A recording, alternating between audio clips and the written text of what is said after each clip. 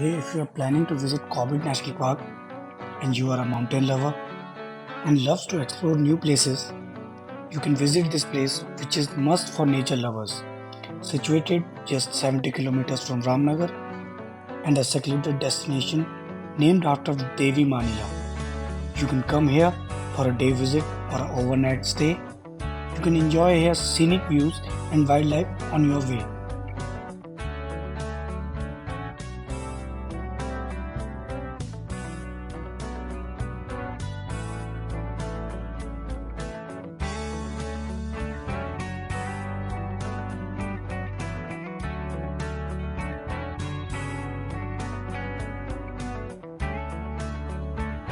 The roads is narrow, like all hilly places, so avoid driving fast and enjoy your ride with breathtaking views. On your way, you can enjoy Pahadi cuisine foods at small village market. You can also buy Pahadi pulses and cereals from these village shops as they are easily available here.